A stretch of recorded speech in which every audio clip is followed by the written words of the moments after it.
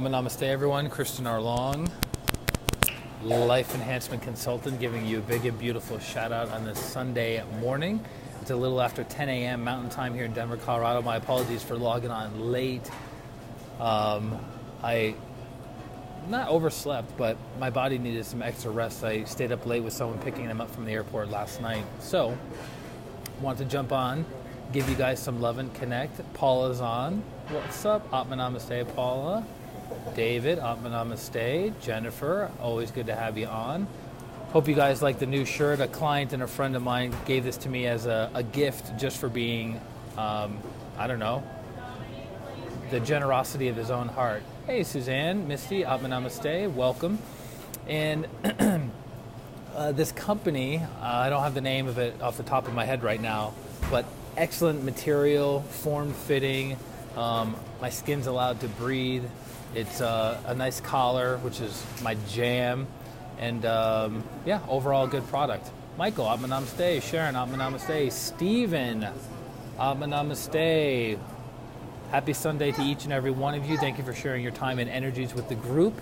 And so what I wanted to talk about today is in relationship to what someone was bringing up earlier this morning, is that we have an assumption, Tanisha, Namaste, we have an assumption that the spiritual path is easy, right? Pat, Namaste, we have an assumption that the spiritual path is easy, right? It's all about peace and love and bliss and closing your eyes and traveling to other dimensions and traveling to other time periods and getting blessed by great spiritual beings, right? That's our assumption about the spiritual path.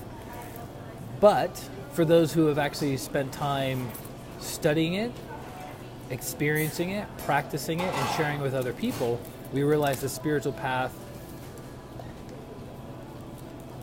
What does Stephen say? The spiritual path is easy. There I just said it. For purpose of provoking a smile, I have no intent of defending a statement. Namaste. Nice to see you. Hey, Valerie. Namaste. Good to have you on. Joe. Namaste. Long time. Good to have you on. So, yes, the spiritual path is easy when we say it, but in practice it's much different. And I remember when I started my spiritual path in 1999 with transcendental meditation. I remember sitting there with my eyes closed, practicing a mantra or a sound for a period of 20 minutes. And then after that 20-minute period, I felt super blissed out. I felt cool, calm. I felt like I went somewhere. And I was like, this is amazing, right? I really, really enjoyed the process. But then guess what starts happening on the spiritual path? As you start connecting to God, as the chakras or energy centers within the body start becoming more activated, what also starts becoming activated within the person? The negative tendencies or negative seeds within that person. And you're like, well, what's a negative seed? Well, if you believe in incarnation, which it's irrelevant whether you believe in it or not, it's like saying, well, I don't believe in gravity. Okay, well, jump off a building and see if you don't splat on the ground. Doesn't matter whether you believe. It's the law of gravity and the law of karma. It's not called the opinion of karma. So as we practice, Mazira, Namaste, as we practice our spiritual life and our spiritual practice through meditation, through inner reflection, through service, tithing, all the different things that we do. Dominique, good to have you on. I got to come to you for massage, girl, sports massage. As we practice our spiritual life, the seeds within us that we have developed and created from previous incarnations become activated or awakened within us. So, let's use a simple example that we can all relate to. Sexual lust, sexual desire. Would we say that there's aspects of us that are latent, deep within inside of us that we're not familiar with, right? Seeds of passion that we've demonstrated in previous incarnations of raping and pillaging villages as Vikings or warriors, right? The lust, the passion, the desire, the desire to procreate and to spread our quote-unquote energetic seed and physical seed, right? Prashant, Namaste. Good to have you on, man. This man just bought a house, just built a house, bought the land, built the house. Congratulations to Prashant. He's the man, also known as Krishna right here. So So these latent seeds get stuck deep within our chakras that we carry from lifetime to lifetime to lifetime to lifetime. And if we don't consciously and actively purify them or pull them out of our systems, they come out through the form of suffering in our spiritual practice. So, relating it to the sexual example, if you have seeds of excessive lust deeply embedded within the sex chakra, and you start your spiritual practice and you meditate each and every day for weeks and months on end, the spiritual energy from the higher soul coming down through the incarnated soul, coming through this chakra system, as it hits the sex chakra, let me rephrase that, as it goes all the way down, and then it awakens the Kundalini energy within us. The Kundalini energy is a fertilizer, and it stimulates those seeds within us. Now, not all seeds are bad, but if we think about all the lifetimes that we've lived and all the things that we've done, has it all been hunky-dory? Has it all been kind and loving? Has it all been compassionate? No, right? So as it hits those ancient seeds within each of the chakras, it begins to blossom. So if you have a seed of excessive lust, of an excessive sexual desire, and Kundalini energy hits that seed, it sprouts within the energy body, and then it becomes excessive compulsive. It becomes a sexual addiction. Let's relate something to the solar plexus chakra, right? Where seeds of anger can be located. You might not even be consciously aware of it. You're like, I don't have anger issues. I don't have anger problems. And then you start meditating. And what happens? You become less tolerant. You become less patient. You become easily irritated, right? Have you noticed that? Have you noticed people who get on the spiritual path and you're like, I don't know, before you started doing all these meditation practices, you seem to be really calm. But now that you're meditating, you seem to be more irritated than ever before. That doesn't mean their practice is necessarily wrong. It means the seeds, the ancient seeds deep within them are becoming more activated. And so the two ways to get those seeds out are through healing or through suffering. And I always say, well, which would you prefer? Would you prefer to have those seeds removed through healing, or do you have those seeds removed through suffering? And you're like, well, how does that work through suffering? Sangeeta, Atma Namaste. Jillian, Atma Namaste. Jeanette, Atma Namaste. Sherry, Atma Namaste. How does it come out? Well, let's say you have seeds of anger. You do your meditation practice. Anger starts getting stirred up in your system, and you start attacking people, and you start being aggressive with people, and you start reaping the benefits or the fruits of that anger. You're like, I'm angry to people, and people are starting to become angry to me. I'm not having inner peace, so I'm going to have other people not have inner peace, and the cycle continues. So you're working through your karma of anger by suffering. So which would you rather have? Have somebody do healing and remove the anger from your system? Or would you rather cause enough anger in your life that you go, you know what, I think I have a problem with anger, and I'm going to get a hold of this. But by that time, the seeds have fully sprouted into rage, maliciousness, vindictiveness, vengefulness, right? Hey, Kathy, Atma Namaste.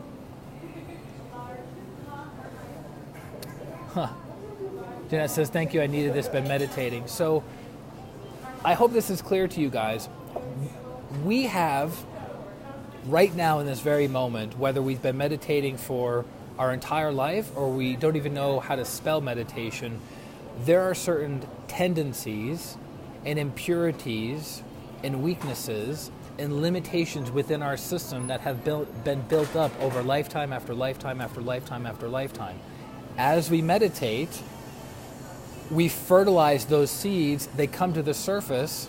Now we have awareness of them, and we can suffer and learn our lesson, or with the awareness, we can get healing on it of saying, hey, I realize I have anger issues. I have greed issues. I have jealousy issues, right? And here's something very interesting as well. These tendencies don't just come out when we're on the spiritual path. These tendencies also come out when we have greater levels of responsibility. What do you mean by that?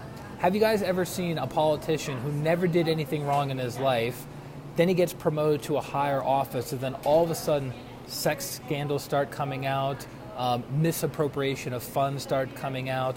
All of these issues within the person's life, personal and professional, start coming out. Have you ever noticed that? When a person goes from one position of authority to a higher position of authority, things start hitting the fan. The reason is, let me ask in a question. In order to do something greater, do you need more energy? Yes. Do you need to expand outside of your current comfort zone? Yes. Do you need to become a bigger, better, greater version of yourself? Yes. So that means the chakras have to expand in order for you to handle the new workload. And in the process of the chakras expanding, they get more energy, and with more energy, it stimulates the latent negative seeds or negative aspects within our character. Pretty fascinating, right? So that's why you see another example, lottery winners. 95% of lottery winners are broke or worse off before winning the lottery after 5 years. 95%. And this study's been done for years and years and years and years because they follow people who win large sums of money. Well, if you have weaknesses around money, if you have greed within your system, if you have low self-esteem, low self-image, and unworthiness in your system, and you take money, which is concretized energy, and you pour in millions of dollars into that person's energy body, what's going to happen? It's going to make that system weaker and basically point out its flaws, its character weaknesses. And then these people go on a spending spree. They go on hiring prostitutes every day, using drugs every day, doing risky things with their money, stupid investments that don't make any sense because of all the extra energy that's in their system. Mini, namaste. Another way of looking at it is if you're driving a car and one of the tires is flat and you're going 5 miles an hour, are you really going to notice the 5 mile an hour? Maybe not so much. But if you take that same car, that same flat tire, and you're going 85 miles an hour, do you notice do you notice a big difference? Do you notice how that's a problem?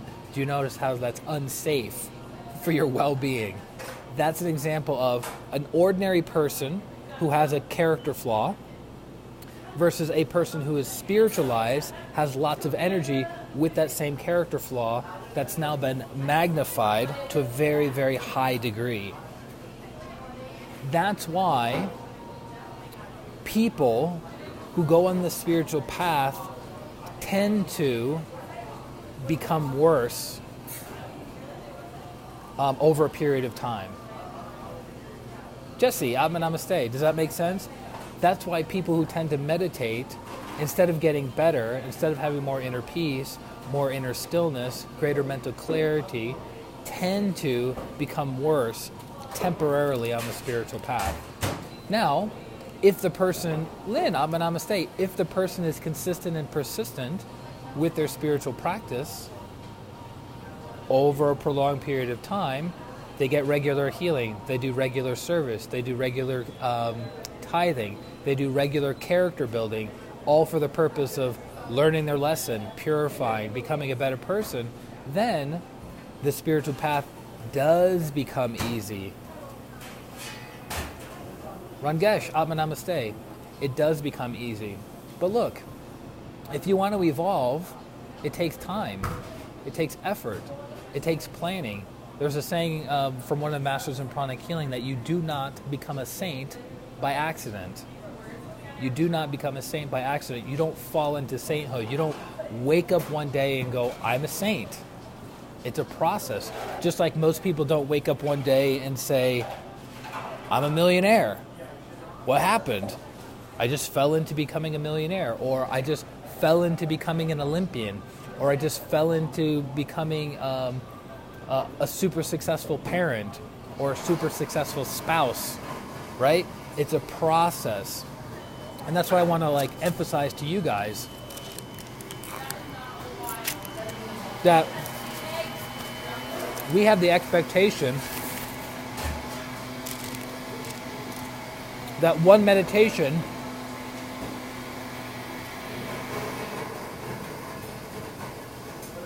will bring about enlightenment. But we don't think that with other things of our life. We don't think one workout will have a super healthy body. Eating one time will drop a bunch of weight. Eating right one time will drop a bunch of weight, right? Many's like, one meditation, enlightenment, so be it. So, enlightenment is a process, not an event. Healing is a process, not an event. I remember I heard a client who was working with another energy healer outside of pranic healing. This is many years ago. And this particular energy healer said, all you need is one healing, and you don't need any more healings after that. And I thought, this person must be some holy master that has cracked the code, because I've never heard that, I've never seen that, and it doesn't make logical, rational sense, right? Because just like the physical body gets dirty every day, and we take a shower to clean it, you can't take one shower and be clean for the rest of your life. So we generate negative thoughts, negative emotions. Our environment has negative thoughts, negative emotions, and the people we interact with have negative thoughts and negative emotions. So that's constantly influencing our energy body. So if you got one healing and your aura and your chakras were super bright and sparkly and clean, over time you're going to get dirty again, energetically speaking. So to say you only need one healing for your life, it's not very clear thinking.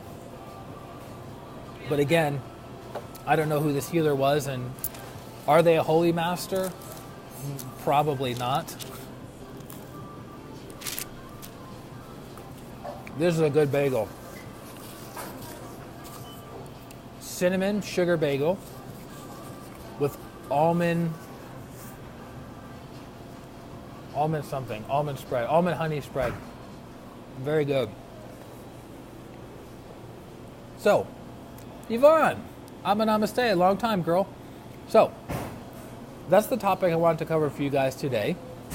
Feel free in the comment section right now, throw out a question, because I'm here to serve you guys each and every Sunday in any way that I can. Again, the 3 topics we talk about are energy healing, meditation, and practical spirituality. So if you have a question about those 3 things, throw it out there. If you have a question about the topic we covered today on why the spiritual path is not easy, or is the spiritual path easy? It's not.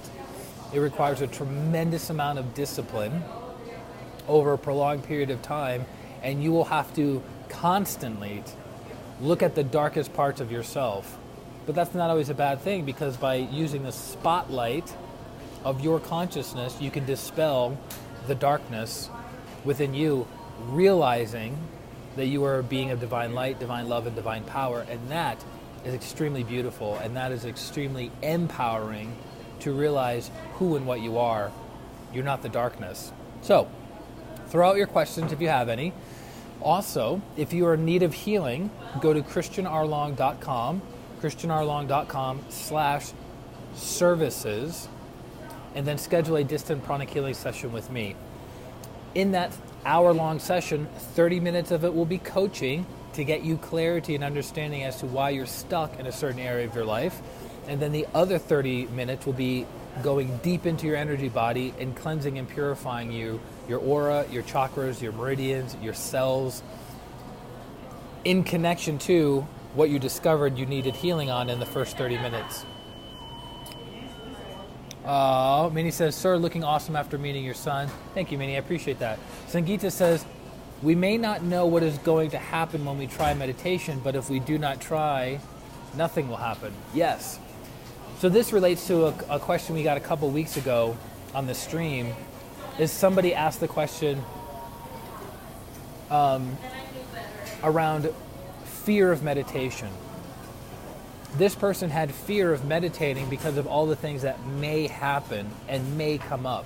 Meaning, I don't want to meditate and have financial problems. I don't want to meditate and have anger issues. I don't want to meditate and have greed or sexual problems. I just want to meditate and know God. I just want to meditate and have more inner peace and more inner stillness and more inner joy. I don't want to meditate and have my life turn upside down. Well, it doesn't have to be that way. It requires awareness on your part, right? So if you practice if you practice meditation and you come out of meditation and you realize you're irritable before other people realize you're irritable, you could do something about that. And that's where I recommend studying pranic healing, studying our Hatha Yoga, because we have very step-by-step procedures and protocols to help somebody with that problem. It's called purging. Purging means to release. So when we're purging or releasing, it can be too much, too fast, too intense for certain people, right? It's kind of like the example I give clients is, imagine if you're angry, right? Now imagine if you're angry by 10 times. Increase the intensity of that anger by 10 times. Do you see how that would be overwhelming? Do you see how that would destroy your life and destroy the lives of other people? That's if somebody meditates, doesn't practice awareness, and keeps building up more energy and keeps fertilizing more of their ancient negative seeds. But if you don't meditate, you don't get the opportunity to evolve as quickly. But it's kind of interesting because in the olden days, in India, about 100, 150 years ago, Mardell, namaste, a long time. About 150 years ago, spiritual teachers would not give the student or the disciple a meditation practice. They would give them a practice on character building, where the guru would give an assignment that the student has to clean up the ashram, the student has to help out with the feeding, the student has to help out with the gardening, the student has to help out in some way, shape, or form, has to do service for the teacher, because in the process of the student doing service for the teacher, the student is generating good karma. The teacher is able to observe the student and go, aha, the student has jealousy issues, the student has anger issues, the student has low self-esteem, the student has negative pride, and then the teacher will give that student other assignments to help that person work through their karma, to purify their systems. And then after 15 or 20 years of doing that, the guru would give the student a meditation practice, and then the student would become enlightened. The student would reach a higher level of consciousness. The student would enter some level of samadhi, right? But how many people in current day of 2018, soon to be 2019, are willing to do 15 to 20 years of service to a spiritual teacher or a spiritual organization with no meditation practice, with no bells and whistles, right? Not many people. We're too busy. We're the microwave society. We want everything now, now, now, which is the antithesis of the spiritual path. Because the spiritual path is about diligence. It's about constancy. It's about depth. It's not about surface level. It's the most non-surface level thing that we can practice as human beings. So, here we are. Nitin, namaste. Good to have you on as always. So does that make sense to you guys? Are you learning something today? You're getting some value and benefit out of today's talk on living the spiritual path? This coming year, 2019, will be my 20th year as a meditator. I've been meditating regularly for almost 20 years, and I've been healing people professionally for 14 years. And I still have so much to learn, right? So much to learn, because what took me 8 or 9 healings to do 5 years ago can now be done in 30 minutes because of the growth that I've been able to make in my spiritual practice, and because of the additional learning that I've been able to experience. How much more in another 20 years? What will we be able to produce for people in the next 20 years? Very inspiring, right? So, that's it, guys. I'm going to get back to my bagel. I'm going to get back to my coffee. I'm tasting hazelnut. And if you have any questions, feel free to direct message me on Facebook. Please share this live stream if you got benefit out of it, because that means other people in your network or your area of influence will also get benefit out of it. And if you need healing, go to ChristianRLong.com/services. And I look forward to serving you in the very, very near future. So have an amazing Sunday, have an amazing week, and an amazing life. This is Christian R. Long, Life Enhancement Consultant. Atma, Namaste. Bye-bye.